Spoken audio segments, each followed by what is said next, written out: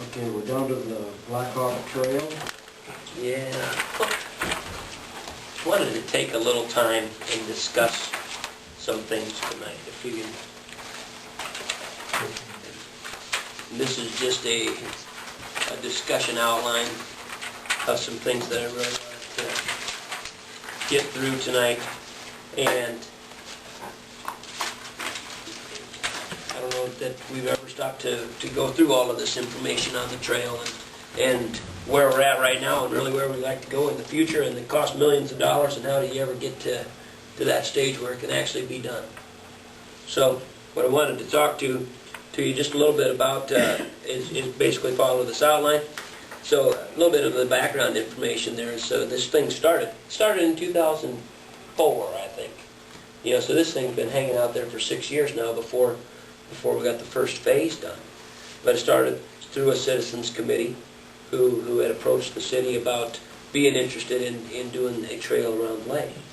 And the city was on board. We hired Beanster and Kim, and they did this conceptual study. So the map's on page 13, which shows the trail around the lake as it's broken out into 7 different phases plus the marina. Okay, and you can't tell a lot by looking at this, but a lot of it is proposed to be 4-foot shoulder trails on both sides of the road as it goes around the lake. And that's done largely because of the engineering standards and the amount of space that's needed in order to have a standalone trail. So if you've been out to the Ice House Point Trail and see that 10-foot wide trail out there, nice, big, wide, 10-foot wide trail. But if we did a standalone trail like that, you can't just do it right by the road. There has to be a separation distance, and I think it's at least an additional 4 feet worth of separation in order to do that. And then you get into some really cramped quarters about that not really being able to be accommodated on that road around the lake. So that engineering standards was a huge part in this initial decision then to opt for this 4-foot shoulder trail on both sides. So that shoulder trail actually works where there's a lane of traffic, I think the 2-foot buffer off of the white line, and then a 4-foot bike lane where the bikes are only traveling in the one direction.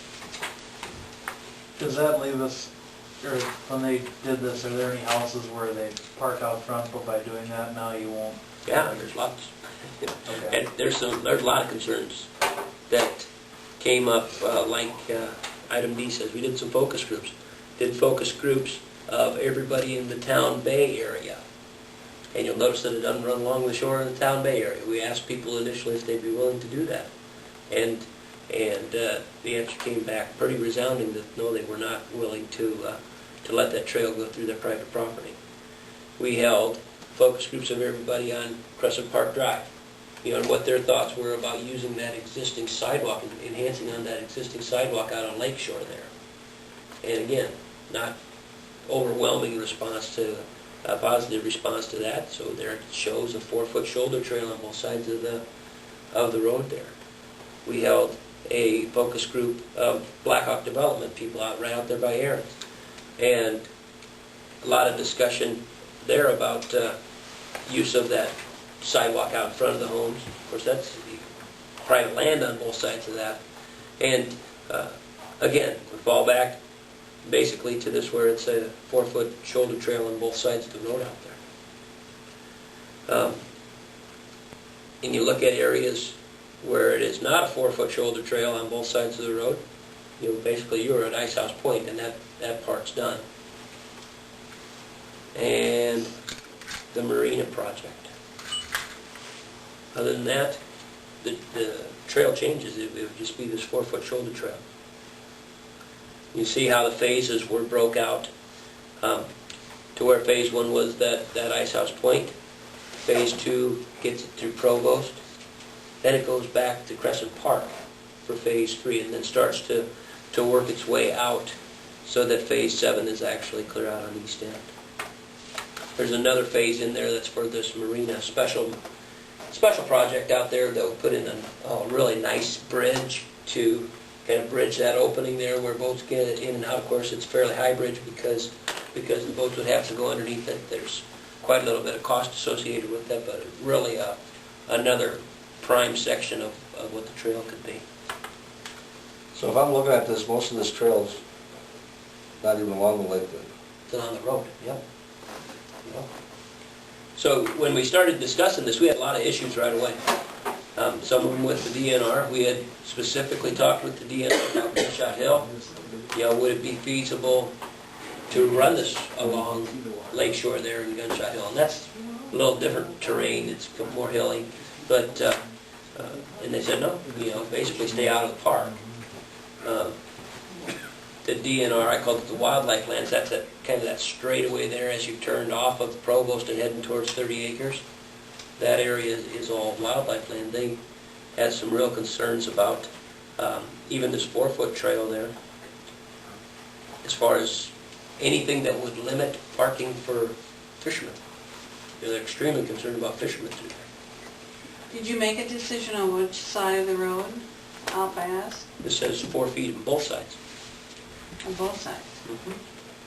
The trail? Yes. Why on both Bike, sides? it's just, it ends up being a bike lane. Okay. There's only one-way traffic on each side. Same thing out at 30 acres through the 30 acres campground. Talked with them about that, and again the answer in that case was, well, we really don't want bicyclists going through the campground, and that's, so that again was out there by the road. Blackhawk development and the sidewalk issue, and then a lot of issues pertaining to parking, and you see parking issues all the way around the lake, whether it's everything out of Provost. A lot of folks out at Aaron's have now specifically poured parking paths right next to the road. And the other area of real concern was in Crescent Park, where a lot of that parking is right out there on the road. I bet they're willing to rent. Public land, I mean, it is truly one of these things I that know. is that if the city said, nope, we really want that trail to go through, there's public land, it can go through there. But it's, of course, it's not that easy. When you have a lot of folks who really would just as soon not see it go in that area. Did you talk with everybody about the concept of a trail around the lake? Yep, love the concept. Perfect. He's going to run by your back door. Boy, I sure wish it wouldn't go there, And that's one of those where it gets difficult to appease everybody. You got a trail, but you ain't gonna have a trail per se that's gonna be Around the lake. around the lake. Well, if you go up to Twin Lakes, theirs doesn't really go around the lake either. I mean, it does, but you don't get to see the lake very often. And I don't think that that's the most important part about it is, like tonight I was coming around the lake and I get behind a bicycle and that guy's got every right to ride right down the middle of that lane. We put this bike trail there, he'll be over there, and I can go down the road. I think that's a good thing. And I just think it brings people down. Well, and it's a safety issue, we push this as a safety goal a lot. But as you flip to the next page, you can see what the cost estimates are then on all of these spaces, and they quickly add up. But having said that, and you hate to lose a whole lot of faith in the engineering estimate, but the engineering estimate on the first phase construction was $283,000. Okay, our construction on first phase was $113,000. Yes, so I'm hoping that costs are substantially less than what they had initially proposed, but I asked for a re-estimate on phase 2 because these are several years old, and that number there is the re-estimate on phase 2 where they're still at $528,000 total. And to look at that, it is a lot of money for grading because you got to regrade the road essentially in order to get that shoulder trail on both sides.